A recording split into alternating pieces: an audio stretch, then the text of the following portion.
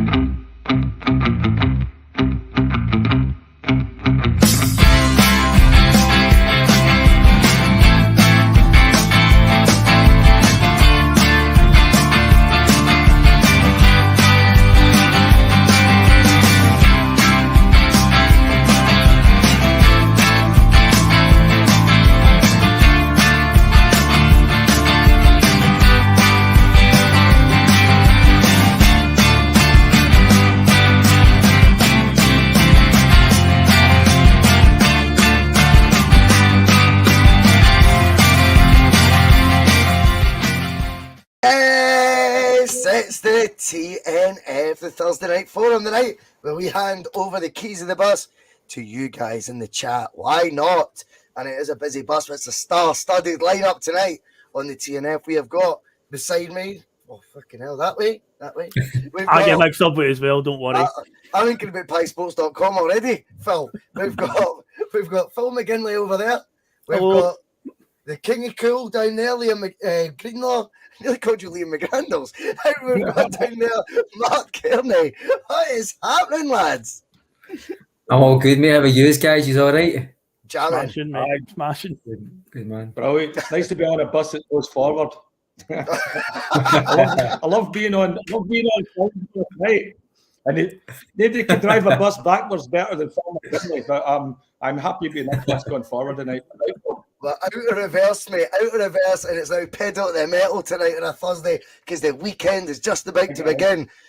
For most of you, anyway. Not really me, but anyway, who cares? Who cares? I don't know how to spell Thursday, but Alex Forsyth in the chat is giving it his best go. Drink. I love that, Alex, mate. I love that. Hope you're having a good night, pal. Anyway, we better get on to all that good stuff before we get talking about all that Celtic banter. So, obviously, if you have not subscribed yet, join the 3,350 odd who have done and get subscribed. It costs you nothing. If you want to hit the like button, that is very helpful in my life because that gets all that traction. What's the other word they call? Algorithm. All that stuff. And boy, do we need it at times. Also, on top of that, if you want to become a Boise Bus member, feel free to do so. It is completely optional, but loads of folk have. Paul Diet, Brown Warrior, Balls to the Walls, The Return the Chunks of My Chunks, DJ Gas. And for those listening on Spotify, or your preferred podcast outlet, these are genuine names of people watching the YouTube channel. I'm not just winging it. Anyway, I hope everyone is doing good. Quick mention to piesports.com. Another week, Phil. Another week of pies.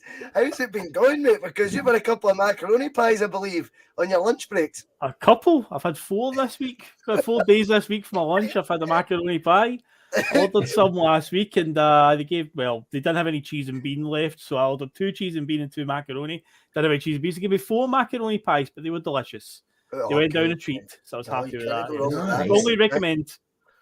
Good, mate. Good. How are they tasting over there in Canada, Liam? Just with your feedback. No, none. Imaginary pies, boys. It's the Still new thing not here. like it. Yeah. My favourite so far is the imaginary haggis and steak one. That one. Good choice. Good That sounds choice, good, mate. man. Very good choice. Look, we were talking about this off air. Real Times 2 has not missed. It says the horns behind Devil's head, behind Liam's head, the punt duck devil lord. I love it. Anyway, we're going to talk about football, and obviously we will be looking for you guys' points to come in. A couple of wee talking points we can just to warm us up, get the juices flowing a wee bit. And it's been a couple of days of other managers and talking to the press, and they've given us some takeaways to chat about on the bus. And for a change, it's not Mr. Postecoglou, Phil McGinley, who's given us all the copy. No, it's let's be honest, the guy who's going to be giving us the copy for the next fucking, however long he lasts. But Mickey Beale, he's at it again this time. I just think he can't stop talking. He just talks. Ask him anything. He'll give you. Imagine, like, dare say, like, I've not ever done anything like bad. I've never been arrested or anything in my life. But imagine you are. And you're that plant pot going, remember, stick to what we said, Mickey. Rangers, yeah, I will do. It goes in there, that's you, in the neck for 10 years. He can't stop talking. First question. And now he seems to have pissed off his own fans, I think, to an extent. Remember the narrative that basically there's still two old Glasgow derbies to be played. They call it Old Firm, we call it Glasgow. So with 2 left still, hey, long way to go. The gap's 9 points. They surely they'll win both of them, because they're that good these days. They beat Partick Thistle in that, Phil. You know what I mean? They're the team of integrity right now. And I would like to think, do you know what I mean? They'll pump us both those games. That cuts it down to just a meagre 3 points. And by the way, the free-flowing football they're playing, and we'll talk about Martindale in a minute, that mirrors Celtic right now, they'll catch up that 20-goal difference in no time. So I'm a bit surprised when I'm reading there, Phil, that he seems to think now, it might be a bit of a tough ask for us actually to win the league. The games are running out. What do you make of Mickey Beale conceding the title? Or is this the shitest attempt ever at mind games with the king of mind games, our manager? It could be. I'd be a brave man to try mind games with Ange Postecoglou. Very brave. I think he's tried that a few times, and Ange has just returned the serve, no problems. So just keep quiet, you just return it to him. But it could just be a case that he's just trying to cover his back as best he can when it doesn't inevitably happen, because there is a pressure on him from his fan base to win the league. A lot of them seem to think that he can come in and win it. They look at Celtic last season, we were 6 points behind at a similar time in the season. We managed to overturn it and end up winning the league. So they probably think that we can definitely win this, but they've got to take into account they need a collapse from us. Doesn't look like it's going to happen. I think Mickey, deep down, no matter what he says and all this bravado and gusto that he's gave since day one, deep down I think he knows that it's going to be quite hard. I'm going to have to kind of curb the enthusiasm here of the Rangers fans and just tell them that, look, this is for next season. So I think he is trying to cover his back, and hopefully, he doesn't get a backlash when inevitably they don't win it. Keep in mind, this is a guy that a few weeks ago was very quick to say, it's a 9-point gap. I didn't cause the gap. I only inherited the gap. Remember, he said that on the radio after one of the games a few weeks ago. I do remember so he's got a wee track record so far. He's coming in and trying to sort of, keep them a couple of enthusiasm a wee bit, because there is a real belief, I think, on their side from a lot of their fans that they could still win this. So I think that's what he's just trying to do here. If he's playing mind games, though, it's a stupid idea because he's going to lose that one. Well, the thing is, that is one angle to look at it, and I think that probably is the accurate one. But the flip side is you've got to keep, your customer base happy, mate. Because actually, when you think about it now, don't get me wrong, the under-5s manager, the former under-5s manager, Mickey Beale, I know that I think that's running amok right now. That story, Liam, is that apparently I think it was before he went to Brazil, after there was like an article on Liverpool's website that Mickey Beale's now going to look back to looking after the 5 to 11-year-olds or something at Liverpool. That's now, I'm like, wow, that was 2017. Do you know what I mean? So you think to yourself, he wasn't really, Steven Gerrard took over, not long after that. So fucking hell, maybe I don't know, maybe his stock wasn't as high as been made to us. But the thing is, when you talk negatively to the fan base or you talk in real terms, I remember his predecessor doing that with him.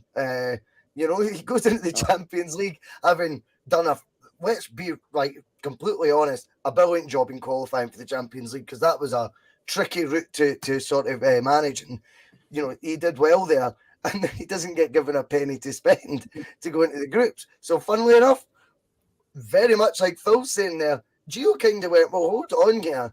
We're playing against teams that are worth, multi-millions, each squad, each reserve team, you know what I mean? Each youth team's now on 50 grand a week each, you know what I mean? He's going, he didn't give me a penny after I've achieved Mission Impossible to get qualified through that route. They didn't like that realism.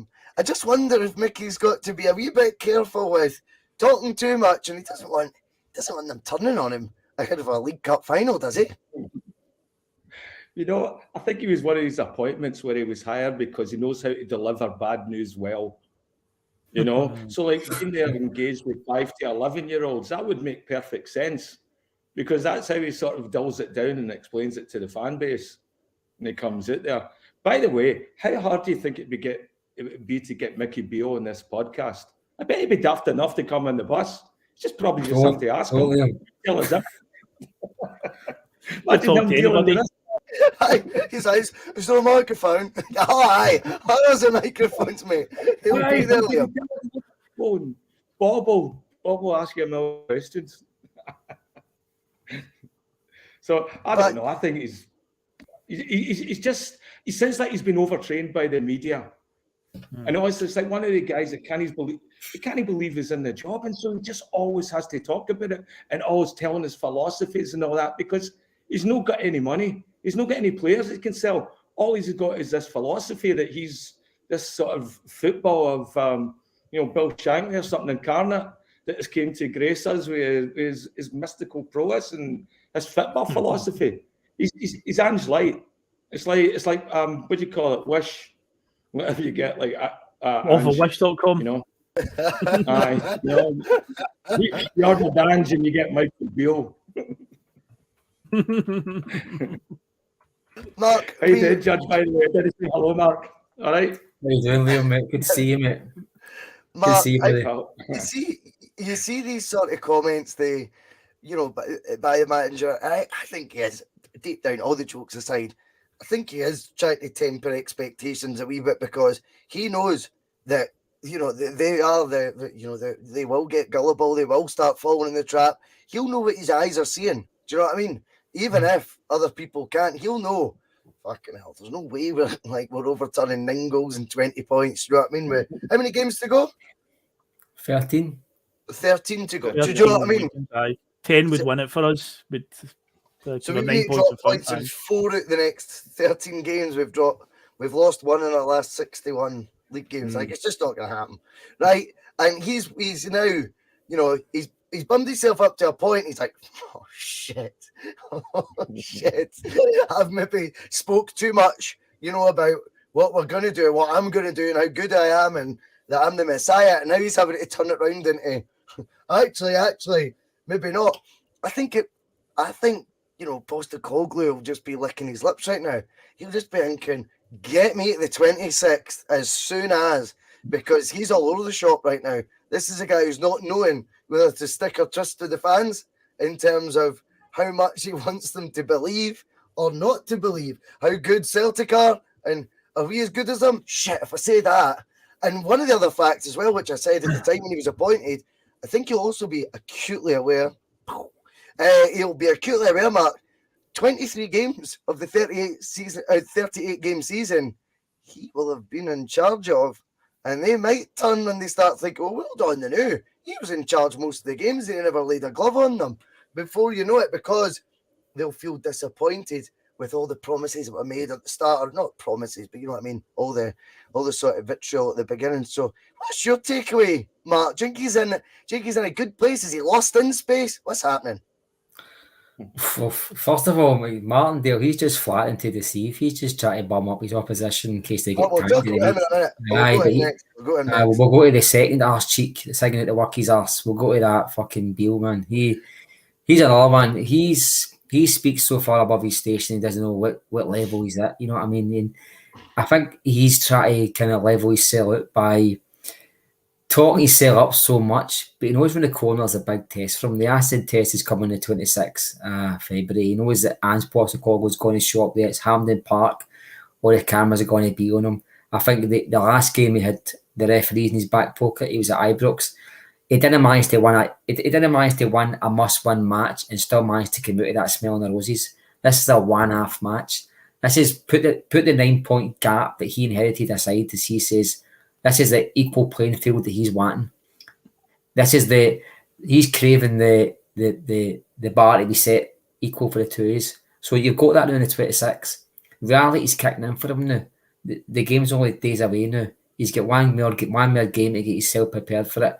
He's probably looking at his squad. He's probably assessing what he's got. He's probably happy with what he's got. But if he looks across the city and sees what Celtic have got, you've got to be concerned. I think Celtic will be wary of the opposition.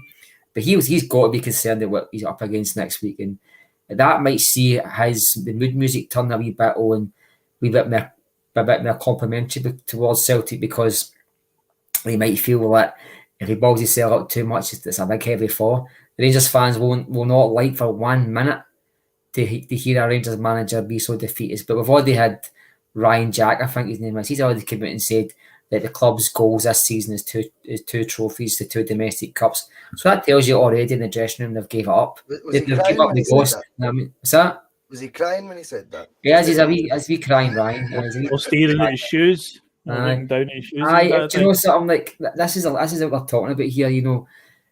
Well, I've been singing the guy's praises, not because I want him to succeed.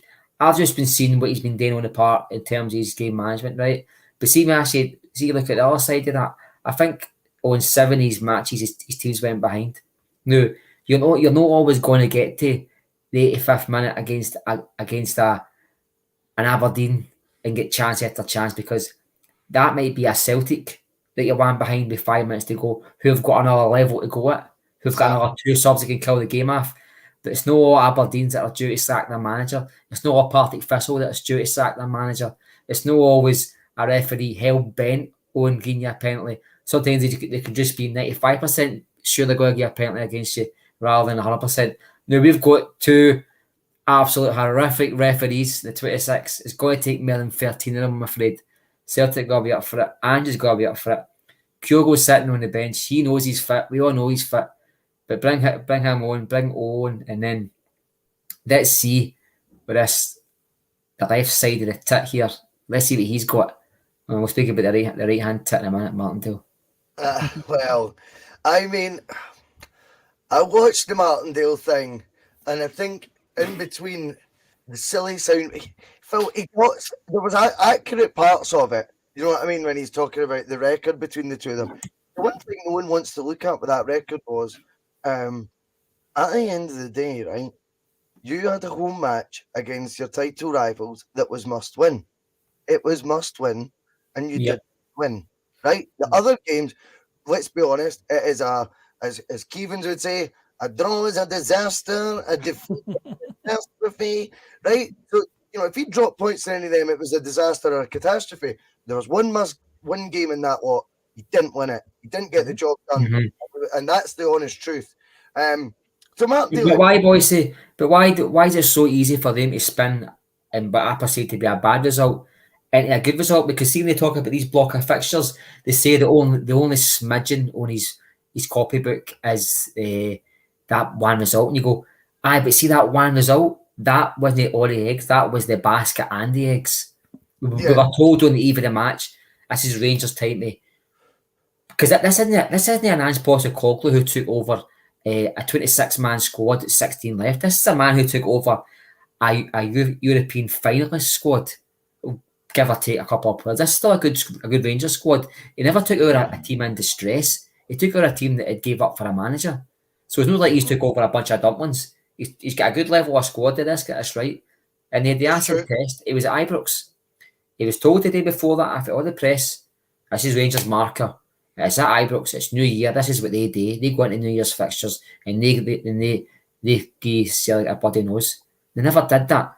And yet, the following day, it was turned into a positive result. And I remember under Rodgers, Celtic would maybe draw one match out of the 5 that season if they played them in the Cup. And you would hear the following summertime, you'd say, well, you look it back in retrospect, see that one match, that's something to build on. But see if they're back at the level where they can build on getting a result against us, i.e. a draw or one victory, and that's their season, we must be so much further away from them than exactly. we thought. Exactly. Phil, Martindale's saying a lot of it, he's come in, he's done a fantastic job, but this is it.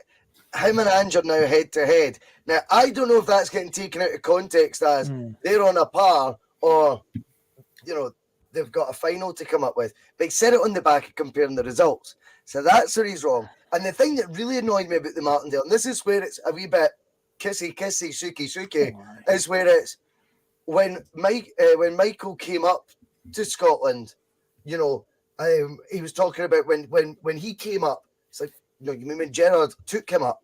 Mm-hmm. It's now turned into when Michael came up to Rangers, and it's like, wait there now. That's just turning it all round.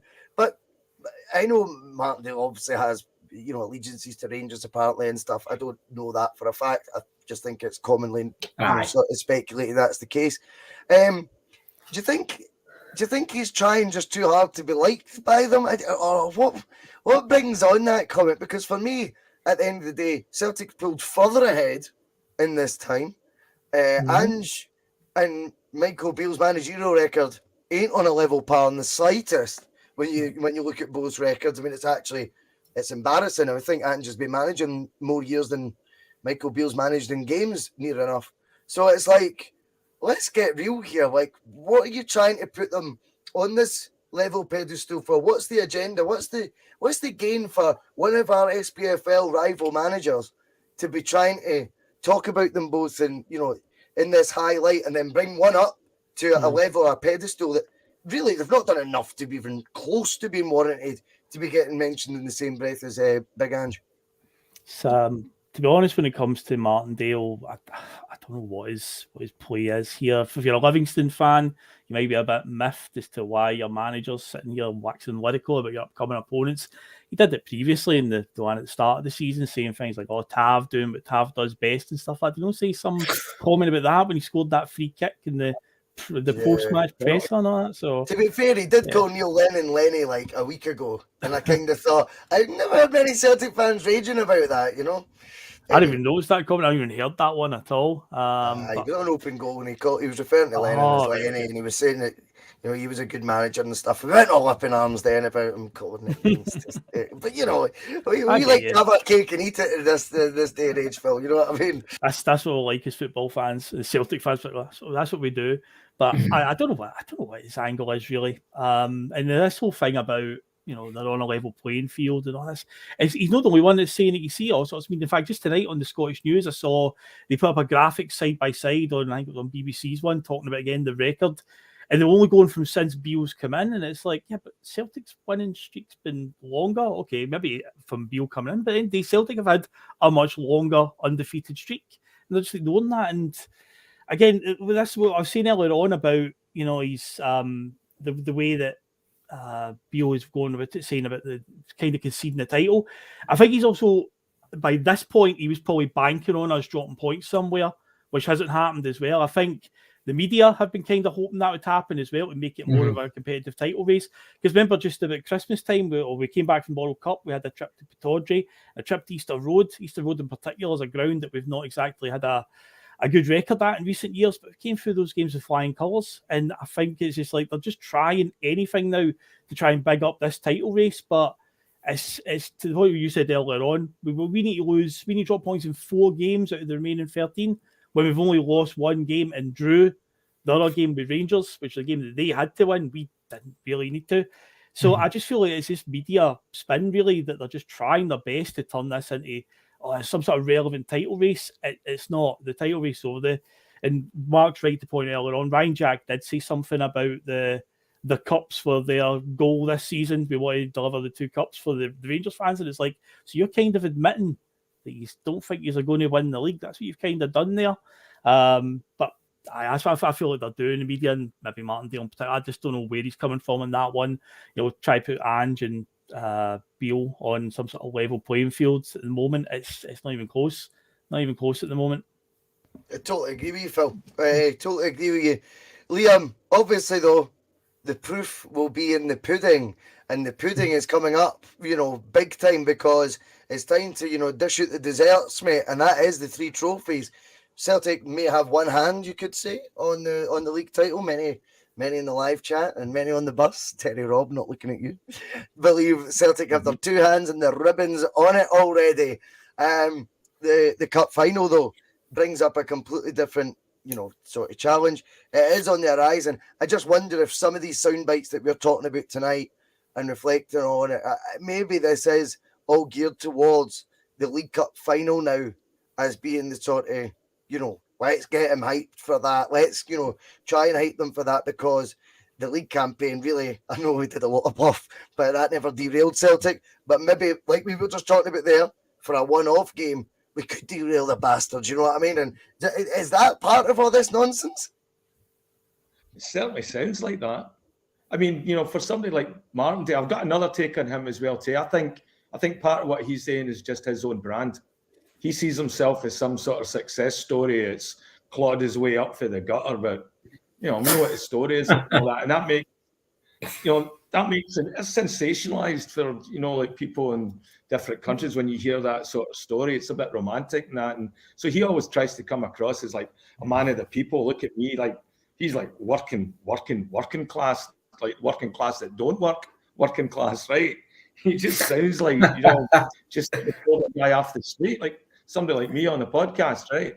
And so that's a different voice, and I think that's getting played. And so for him coming on and dropping to be Lenny this and Tav does what Tav does, he's showing that he's an insider and he's just auditioning for his next gig on Super Scoreboard or something like that. As soon as he can figure out how to do subtitles on radio, so we know what he's saying. Do you think that's part of it? You think it's a self-serving brand, Liam? You think it's think this is about?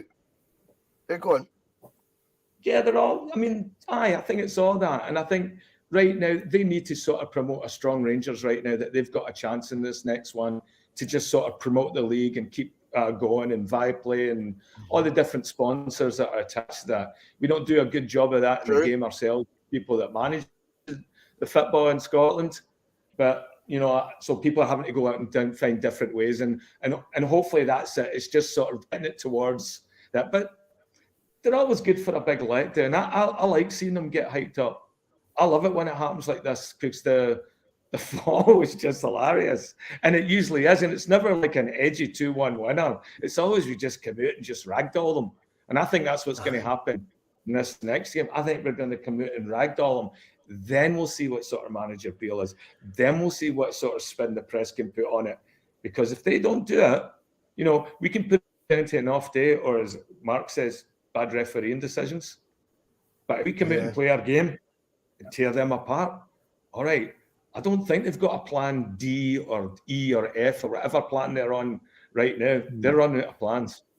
So we'll see. Yeah. We'll see when it comes in. I mean, the thing is as well, right, is with regards to the final on the horizon, I don't know if that's maybe why it's now Mickey Beale's taking the heat off his cell and trying to combine it all. Do you know what I mean? Because there was also, I think it was, they had the news on earlier, and then it was Hadji saying after it, saying, oh no, we're still in the league, there's still 2 derbies to go and all that.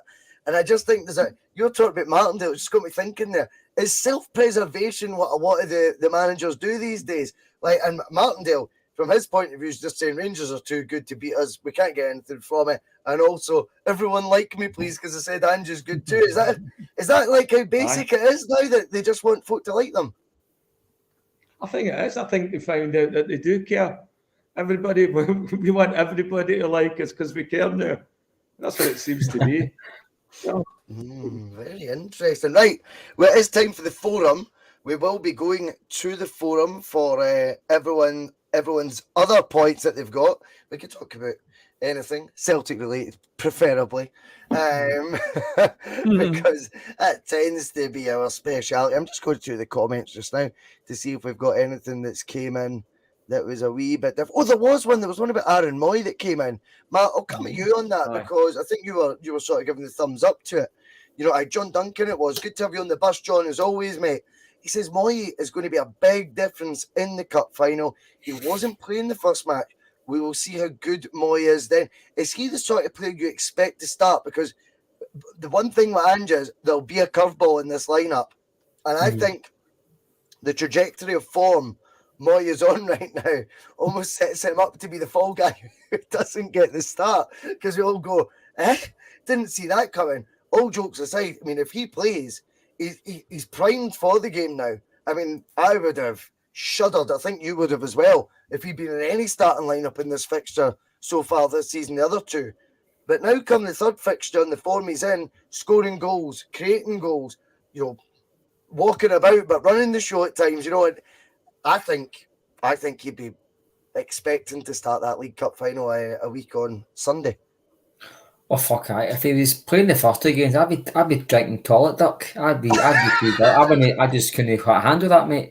But I think he's a shoe-in for this game because we're missing that physical presence in midfield. I spoke about it as a striker we owe in Giakoumakis. We need that physical presence, and we give up a lot of midfield sometimes when we're against Rangers. But it's for tactical reasons. But I think see a big midfielder in there, somebody who's able to take the game to him in a physical sense. Mooy's going to provide that, and Mooy's going to be putting question marks in there because he's so capable of putting that ball in the tap and all, but he's also capable of pinging a 20-yard pass out wide and all. So he's going to be giving us options left and right and through the middle. Rangers haven't faced that yet against us this season. We're scoring goals in through all different angles, but Mooy's just offering us something that we've not had for a while, and that's somebody who's spotting these runs with these players. But Kyogo's making runs constantly. Hatate is very good at picking out the wingers. Hatate's kind of modelled himself out pinging that ball wide, and he's doing it beautifully. Even his goal the other day there was his second goal. You focus on the finishing, but it was his ball out wide that really impressed me. It was on a sixpence. Mooy's doing that more often than not.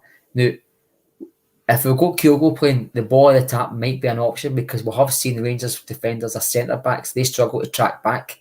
They struggle to turn and run backwards. They kind of follow themselves.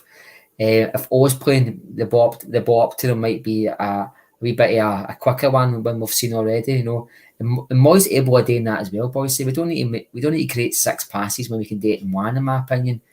Mooy's probably more... That's a good point. I like it. I think he's probably more. He loves that clip. That clip over the top. He does that, and do you know? Even when he was his form was poor under Celtic, he was still attempting the passes. He was. If you remember at the start, we spoke about it. How he's just not pulling it off, but it's the kind of ball we've been crying out for ages for Kyogo. Now, I think he's adapted a wee bit because. No matter what striker we're playing, and by striker I mean type of striker, whether it's Giakoumakis type or Kyogo, he can adapt his play to suit that. You know what I mean? We'll not see as many balls at the tap if we're playing O. We'll maybe see more balls played to feet. But I think Mooy will definitely ask same questions in midfield, and it's questions we need to get asked to him because if Ryan Jack's got in midfield, he's in and out with injury all the time. That Davis, he's probably a bit of a common influence in midfield in these derby matches. I think he's injured. So the experience we've got in that midfield, I think is going to tell for Celtic. I think these matches are normally won in midfield. That's my opinion. I think you look at any big match in Europe, the midfield tends to be where the matches are won. There's always space for somebody to make a mistake and somebody capitalising, but midfield normally tells you where the game's won. If we've got a full midfield fit, I think it's Hatate, Mooy, McGregor. But as you just said there, like Lennon, like Stratton, they love these curveballs, and it's not always the right decision on paper. But see, a flip side to Mooy is if Mooy doesn't start, which I think he should we be 1-0 up with 15 minutes to go? We've spoken about squad depth. Yeah, He calms it down. That's a Scott Brown. He's a kind of enforcer that will calm it down. He'll break the play up. He'll give away free kicks. He'll also hold the ball very well for 5-10 seconds before making the pass, frustrating the life out of them. The way Beaton used to do. Yeah. Beaton used to frustrate the life out of me. Sometimes I used to sit there and eat half my scarf, just be worried with the guy. But see, with Mooy, he does it a bit more silkier. And I totally agree. Mooy should be in, and I hope to God he is. I like it. Phil McGinley. If I froze there, I don't know if I froze it. Charles Sweeney says, and it's good to have you on the bus as always, Charles. Oh, I did try. For a forum question: should Celtic be fan owned? I'll just put that one to you, Phil. Thanks for that. But I'm not much of a businessman. On paper, this sounds like this would be a good thing. I can't pretend. I can't sit here and blag it and say that I know all the ins and outs of fan ownership. So, can you guys discuss it with me? What exactly fan ownership would entail? Because I don't know. I've got a quick one. 30 seconds. Go for it, man. It sounds good, Mark. On paper, it sounds like the fans own the club. That sounds good, but is it? The reality is different, mate. The reality. Look at Motherwell and St Mirren. It just creates, it's not what it says on paper. Like fans have maybe got the deciding vote on what money's spent. It's more like say they're in and amongst the decisions like sponsorship and the ethical part of the club. There's never going to be enough shares that out for sale for the Celtic fans to get together and buy it. Now, see when that happens, there's a political side to that. Who's the fall guy? Who's the front man? Who's saying maybe buy this £2 million player rather than 5?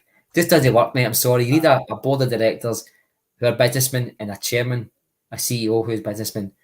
And that's how a club the size of Celtic operates, I'm afraid. I just seen a wee fella there popping his wee finger up there when you said who'd be the front man, who'd be the leader. Is it me? Oh, the wee fella. Keep up. When you said who'd be the leader, I said I just imagined the wee fella going. Something like black wig. No, Liam, Celtic being fan owns a lovely notion. I think I'll be honest, Charles, I think we're a million miles away from that at this moment in time. What would it lead to? I think it could lead to a lot of infight, and I don't think always the Celtic supporters are, whilst they very much want Celtic to be successful on the park, I think there's quite a lot of divisive views and stuff that actually you would find between those with wealth that support Celtic and, the normal Celtic fan. I think, and everyone they're all still Celtic fans, by the way. I think it could cause havoc. I think it would get very political very quickly, and I think uses of the word Tory you would have getting flung about left, right, and centre.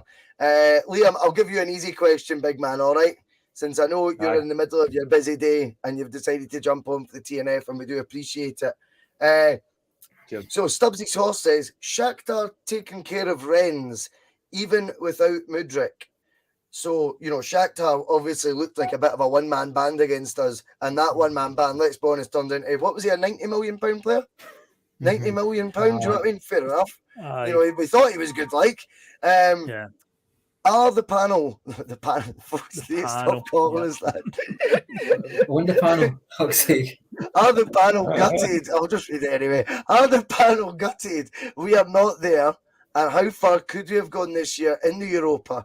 So this is obviously referring to Shakhtar getting that third spot when they were a one-man band. We are meant to be, and what we view as a proper team, a lot of quality all across it. I felt we were a better team than Shakhtar. Yeah, it's them that find themselves in this latter stage. And a draw like Rennes, once you're in that, I think we'd be getting a bit excited that we could do that, just based on nothing of watching them, by the way, just because you see the name Rennes and think Celtic should be at Rennes. You know what I mean? That is the short truth of it. But I mean, obviously, I'm guessing the gutted bit, we can presume you're going to say yes, Liam. How far could we have gone in Europa League? Oh, I don't think we had a chance this year in that. And I see somebody like us getting Rennes, and the first thing I'd be like, oh, we can beat them. And that's just me getting my hopes up again, ready to just get, victory snatched for the jaws. No, defeat snatched for the draws of victory. Like I always thought we had Rennes. Every time we've seemed to have played them a lot in the last 5 years. And every time we've always, no matter what side they had, we had the look of beating them. So I think it was just one of the draws that would get our expectations so high, and then we'd find a way to lose, hopefully, unhopefully. But I don't know. I think this year we had our shot. I don't think we would have done anything else at this year. I think we're still in transition. I think what's showing up is like Ange. I don't think it was important to Ange this year as it was to us. I think it was just to get some players' experience and all that. I don't know. I mean, I'd still like to be in it, but we should be better. When I see teams like Rennes and Shakhtar, I expect us to be better than them, and still do in this time. So next year, we'll go forward. This year, too much too soon. Yeah, I mean, Mark, it's great. The thought of, look at it, Rennes playing, and Shakhtar, they might not be all great shakes. Maybe they were just a one-man band, but I think you get what you deserve over 6 games. I always say that, if a league table never lies, then unfortunately, European format, which has been for a hell of a long time, since 1992, I think, it has been a 6-game league campaign that you compete in when you're in the top tier. And unfortunately, when it came down to it, we finished bottom of said league. I don't think, I mean, am I gutted? Yes, I was gutted at the time. I think a lot of people, once you start winning domestically, absolutely just cover their ears, cover their eyes, say, oh, I wasn't bothered about Europe anyway, which is fine. In my opinion, though, I think domestic stuff is almost our downfall, because once you get kicked out of Europe so early, booted out, bottom of a group, then that means you have 6-7 months of unbeaten runs, domestic bliss, everyone hyped up again, and then that lack of taking us to the next level come that summer, because no one's crying out for it because we're the best thing in the world again. How far would we have went in the Europa League, Jink? Well, it depends on who you get drawn against, boys. I think Juventus and Barcelona and Man U, they're still in it. I think Rennes, listen, I think they beat PSG in a cup final maybe 1-2 years ago. So there's probably squad depth there that we don't know about. And especially in France, they've got access to players for different parts of the world that we've not got access to. So you never know how good these teams are until they turn up at your back door and they'll put 5 past you. In terms of how far we could go, what we found out with Rangers, I mean, luck can play luck plays a big part in every factor in life, but see, luck, injuries, the luck of the draw can get you far in Europe, you know what I mean? It's just, if Celtic go to luck with the draw, very rarely, even when we did get to the final, we had to go to Blackburn, who were second in the EPL, Liverpool, who rarely get beat at Anfield, we had to go to Celta Vigo, who were 4th in the Spanish league, we had to go to Stuttgart, who had 3 or 4 German internationals playing for them at the time. We've had some right fucking tough ties. We managed to get through them all. Any given season, every one of the team puts us out. So I dare say, like if you look at it, like you look at a Kilmarnock or a Hearts try to win a Scottish Cup, if you only get to the very end, if the path's laid for you, if you get a lucky draw, get momentum, anything's possible. And what Rangers shown is a wee bit of canny tactics, a hell of a lot of luck. Selling your kit man to the devil will get you there. But unfortunately, Celtic haven't got that luck. But next season might be a wee eye-opener for Celtic fans. I think you might see a big improvement in Celtic next season. I love that for Polymorphous, Phil. We're going to come to Hill Times 2 point next to put to the forum. But I think Polymorphous, for I know a limited character amount you can type in a post, I think he's absolutely nailed it in that. I don't know how many attempts you had to do that in Polymorphous, but well done, because you've absolutely smashed it. The truth is, striving to be better in Europe is what stops us stagnating domestically. Yep. That's correct. Even if we never made it out of a Champions League group, you know, because you're competing in that 6 games a season, you're getting the money, you're the investment, you're bettering the squad, and they're getting more experience of tougher. What does that say, boys? You shoot for the stars, you make land on the moon. Well, you never. Aye, and what is it I said? I said, reach the stars. If not, give it a love bite. Give him a love bite or something like that. We need to keep trying, or else we regress and we get another Terry Monroe RIP at Bournemouth. That's very good, mate. I think you're spot on there, by the way, and everything you said. And I think that European stagnation towards the end and the frustration that caused was some of the factors that contributed towards that season. Okay, Hill Times 2. Please just jump in with one thing. Please. We'd be going into that game this week without a striker. We would not have a recognised striker. We'd still be in the same position as what we were earlier. We would have no Kyogo. So we would go in with a striker that had never ever played in a Champions League game. Unless we were playing a game. Would they not have a deeper squad? Would they maybe Liam, they would maybe have went with the three strikers if there was still a 4 frontiers to be on? Please tell me yes, Liam. Please, everybody's answer is as good as mine on this one. That's a great question. I don't think they would. I think Ange has got a plan and got timed accordingly. That terrifies me, mate. That absolutely terrifies me. Phil, I'll come to you with Hail Times 2, who's also calling us the panel. This is going to end up TNP, the Thursday night panel. Oh my God. How comfortable would the panel be about Calmac being replaced in midfield with a better player if they become available? Is he the one unmovable fixture in the team? It's a double-edged sword that he's asking you there, Phil, isn't it? Because he is the unmovable fixture in the team. We know that. But if the principle is, if we can improve in a position and you've got to do it, then it'd be up to Calmac to raise his game even higher somehow. I don't know. It's a tough one. It's one of these scenarios that I think a lot of fans don't want to think about. But at the end of the day, if we want to operate like a big club and compete at the best tournaments, we always need to try and be better. And if, hypothetically, a better player is available in that position that we can get, then it would just have to happen then. As hard as it would be for many fans to take and unimaginable for many fans, me included, I'm like, you can't imagine this team without Callum McGregor. But, you've seen it across Europe over the years. Guys who are established first teamers get moved on from time to time. But realistically, would it happen though? Try to get a player that's better than Callum McGregor for a price that we can actually a price that we will pay.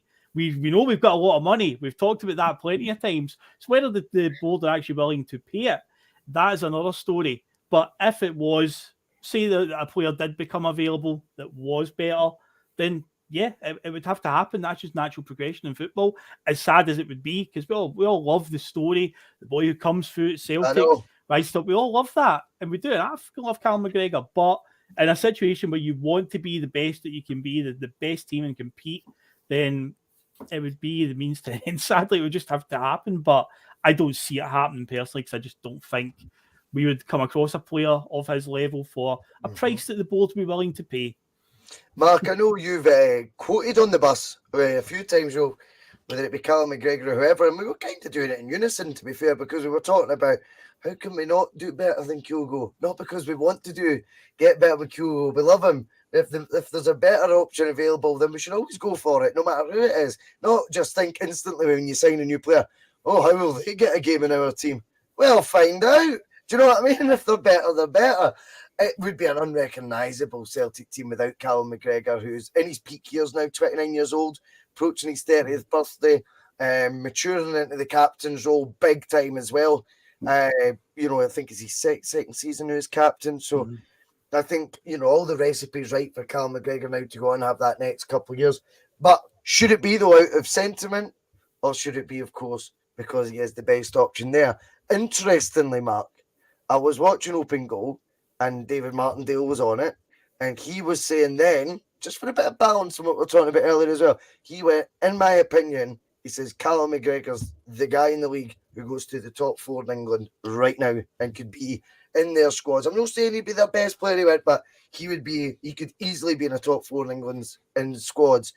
We don't have many guys that can do that. I'm not saying what Martindale says is gospel, but he probably knows a bit more about football than me. Oh, I had Richard Gordon, an old friend of the bus, speaking maybe 2-3 years ago, and he was saying he was talking, it was a post-match, he says, you could drop Carl McGregor into almost all the elite European teams and he would do a job in their midfield. And that guy speaks level-headed about football. I really like his opinion, and I agree with him. Martindale, you're right, he does know more about football than we ever know. He just doesn't come across like he knows what he's talking about. Listen, I don't care if you're Henrik Larsson or Bobby Petter or Jerry Crane. See if somebody is better than you. I don't care who you are, bring them in. And that goes for the manager, the keeper.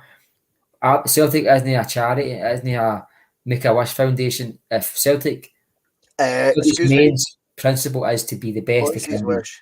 Boyce's wish single will be economic December 22nd. Stay tuned for it. But it's true though, because I think this is the thing that holds Celtic back and all. Like, we're so sentimental towards our players, but that's why we don't let players go. That's why Scott Brown has to walk off the pitch at an empty Celtic Park instead of leaving the legend the season before. But listen, quickly, a wee point I want to raise when Phil mentioned the £50 million there. This is where I think the stumbling block hits, because not only do we know Celtics get money, every club in Europe knows Celtics get money now, right? At least the ones who will sell to us. Now, if Celtic think they're being hardballed over a signing in summertime, they won't do it. They will back out, especially a lot. I know I always mention Lawwell boys and I've been accused of being fixated by the guy, but sorry, 18 years of the man, or whatever it was, just led me down this path. But so my worry is they're at next level of player who's £3.5 million or £5 million, all of a sudden the clubs, like a Man City, as I've mentioned, as soon as they want a player, they double the price. You will get a Celtic price now. You won't get if it's Celtic are competing with Spartak Moscow for a player or whatever, and it's £4 million the asking price, it's got to be £5 million to Celtic. You know what I mean? And Celtic need to just go over themselves. I said before that Celtic don't spend the £10 million players because they're scared to set a precedent. Well, do you know what? Celtic just need to suck it up and go on with this summer. A lot of good points there made, Mark. A lot of good points, and I do think that's an interesting one, because when Phil, you think about Cal Mack, what value? I think Brian Warrior's saying 30 million to replace him, and he's not probably wrong in terms of, I'm not saying we could sell him for that from Scotland, right? I get that. But from a Celtic point of view, what sort of price could you put in a Cal Mack replacement? It would be silly money. We'll go back to Polymorphous, by the way. No bias. He just comes on and he's got a good question, I think, here, Phil. And I'm going to put it to you. He says, is this summer time to cash in on Starfelt? I'm okay with him, but I would take the 4 million plus, which is effectively what he cost, by the way. Let him have a crack at the EPL, and then I'd invest the minutes in Kobayashi and the money on the next great centre back. So he's suggesting one coming in as an elite centre back, I'm guessing, and Kobayashi getting a lot of game time as the sort of the third choice. I think that's what he's saying there. What do you take for that, Phil? Well, what I gather from what Polymorphous is saying is the next great centre back is obviously going to be a defender the level of Carter Vickers, because we've shown that we can afford a player of that level because we've literally got one. And I think myself and David will mention this on the Sunday Boiler last week. It's try to find that player of that level. It took us long enough to go from Virgil van Dijk and Jason Denayer, which was in 2014, to get a centre-back of that level again, which was Carter Vickers, which we only stumbled across in 2021 and 22. So it's like, it took us a fair while, but we have shown that we can attract a player of that quality. We just need to... Is Kobayashi going to be that one? Still too early to tell. In regards to Starfelt, obviously I do defend Starfelt quite a bit on here. I'm one of the ones in the camp where I quite like him. I think he does a job. But if you put the question to me, can we get better? Of course we can. I'm not going to... He's not the best centre-back at the club. The best one's Carter Vickers. So if we've shown that we can get one of that quality, then why not try and get another one of that quality? Say maybe Kobayashi's sitting right under our nose right now, and he will be that one. But that plan there, if it's true, those stories that came out this week, and don't get me wrong, the tweet from Fabrizio Romano, it was a bit vague, to say the least. You know, it felt like maybe an agent stirring it up a wee bit, just see if there's any interest out there for my guy. Maybe I'm just speculating that's what it was, but it was so vague. If there is actual real interest in him, I don't see anything wrong with that plan there. But yeah, we'd have to really do our scouting on getting that next great centre back, because to let Starfelt go without that guarantee that somebody coming in of a real quality after what him and Carter Vickers have done together as a centre-back pairing. It's a bit of a risk, to be fair. I'll be interested to see Starfelt if he gets a clean run at it in Europe next season, because that's something that I know some people in the chat will say, he's going to cost us in Europe and all that. But again, that's all just speculation at this point. He might not. He might be really good. Phil, I think Ange might say, I'll put it straight back to you, I think Ange might say not having Starfelt cost him in Europe. Could be. Because I could never get a chance. But he never played. He goes, that was my foundation for that team. I had made it ironclad that whole campaign before. That was the one place I didn't rotate, I didn't fuck about, I just went for it with those two centre-backs. And he might say, we were a bit hard done by to not have his services in the Champions League. Jens did okay. Yeah. Ange might be saying, but we don't lose games when those two play together. And I'm convinced even at the top level, their understanding would have got us through it. I don't know. I'm just playing devil's advocate on that one, Phil. I'll always take Ange's verdict on it over everyone. Remember last season, there was one of these press conferences, and again, he bodied some journalist. I'm going to assume it was a guy with an Italian-sounding name from like Go Radio. T.N.F.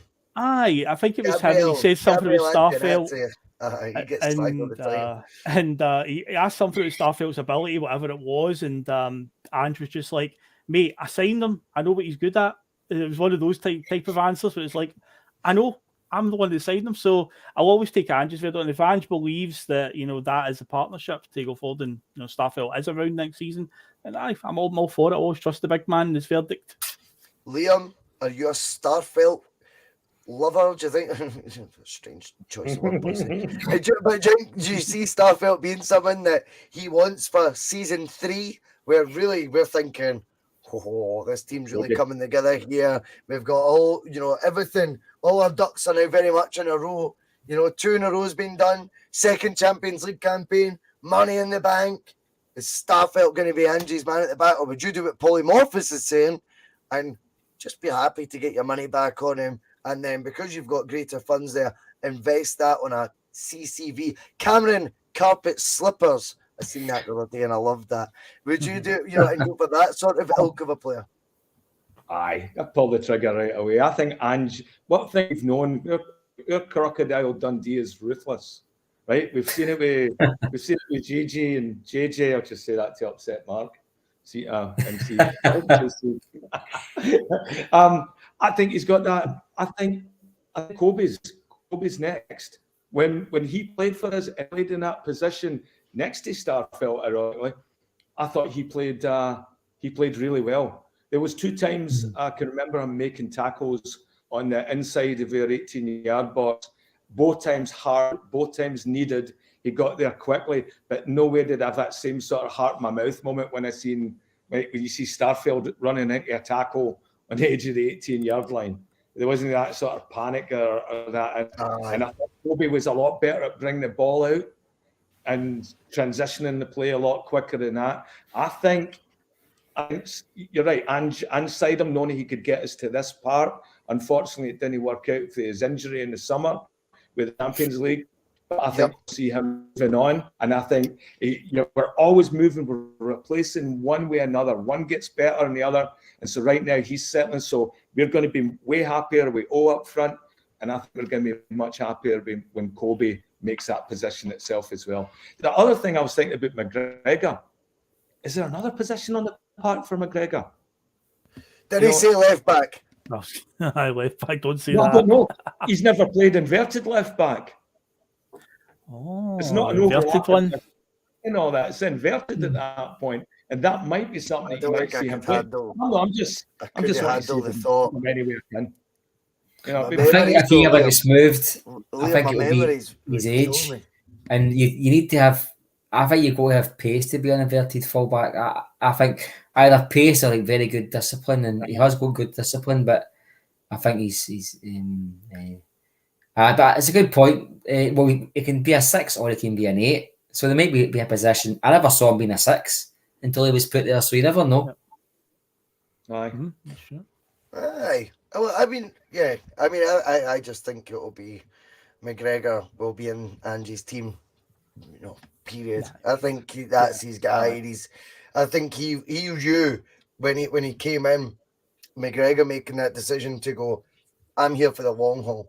I'm now here for the legacy. I think that was, and I think it's important as well, not, to be a hypocrite, but I think there's a continuity side of it that you didn't see in terms of a technical ability on the park. You need to have at times as well that continuity. That baton needs to be in someone's hand. That kind of baton, right? That baton needs to be in someone's hand for a while, right? Where it's safe, and you can't just have it always like every single position completely flipping, because I think Ange will flip players. I think Starfelt that we're talking about the new Mark is a case in point. I think he could be one that's susceptible to the old cheers for the 2 years. Off you go. I've got now my eyes on a bigger prize. I'm not saying that's exactly what he'll do. That was a bit like S Club 7, didn't it?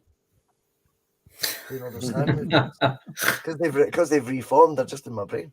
But I wonder, when you look at someone like Starfelt potentially going, Matt, I think it's going to just take a wee bit of time for us still. I don't think we're there as a fan base yet of being accustomed to this new sort of bring them in, flip them quick sort of routine. We're used to guys that do well for us.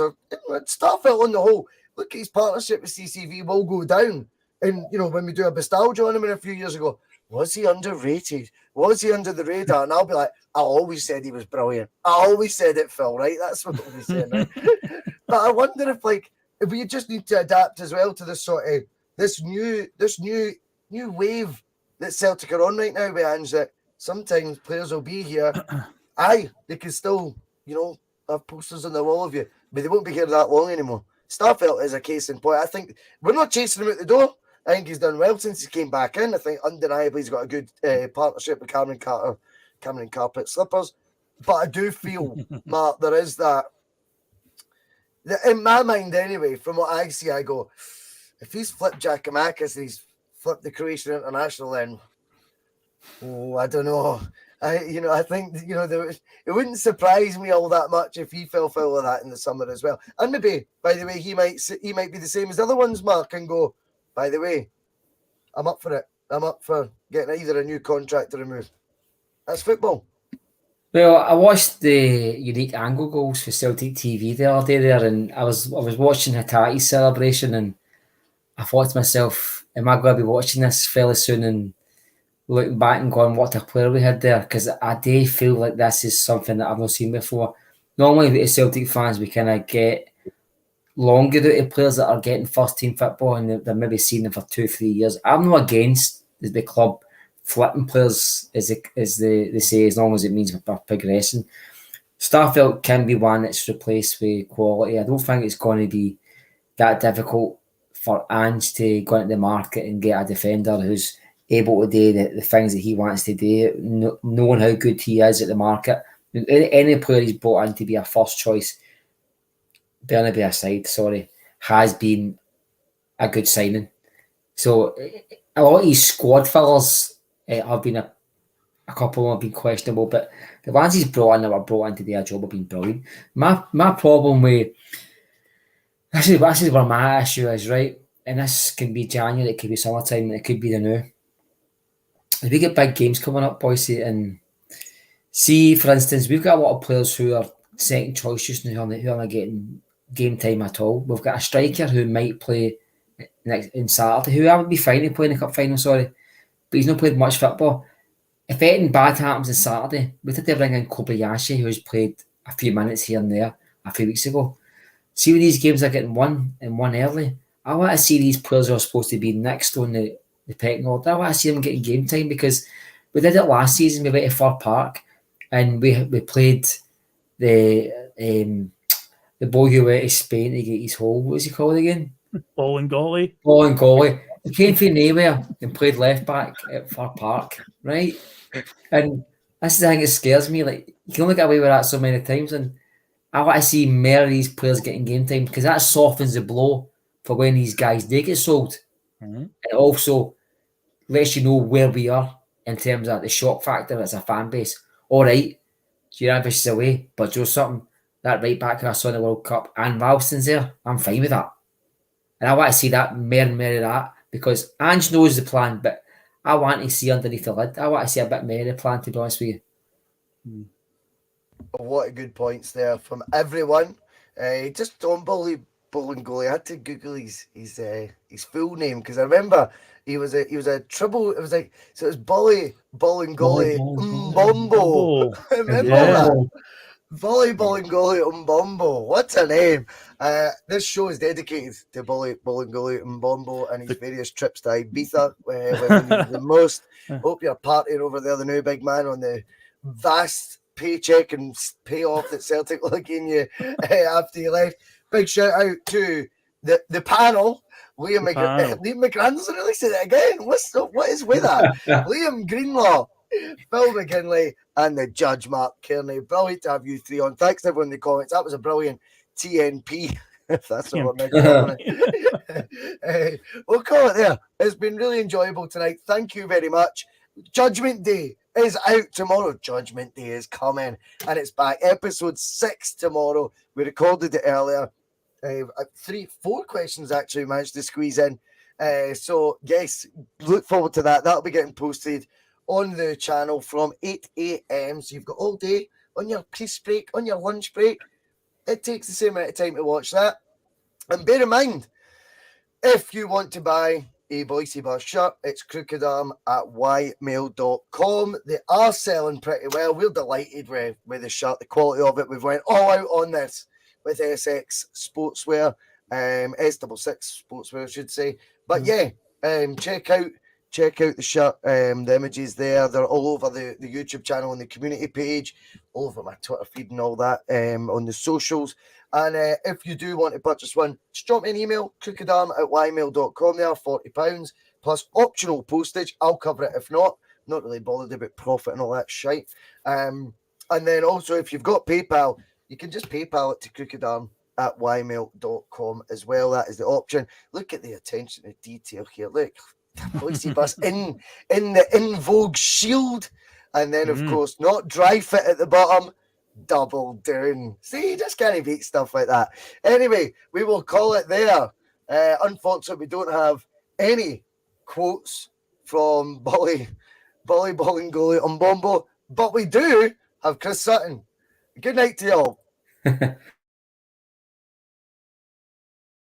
I mean, you've all that stuff at the start. You know, they won't be playing Tina Turner on the coach on the way home, will they? Some of his comments about me deliberately trying to cause controversy. Well, I work in the media now. And you've got someone sitting there next to you who's an embarrassment to the media profession. He's an apologist. He's a charlatan. He's a Rangers puppet. He's a cheerleader. That's what he is.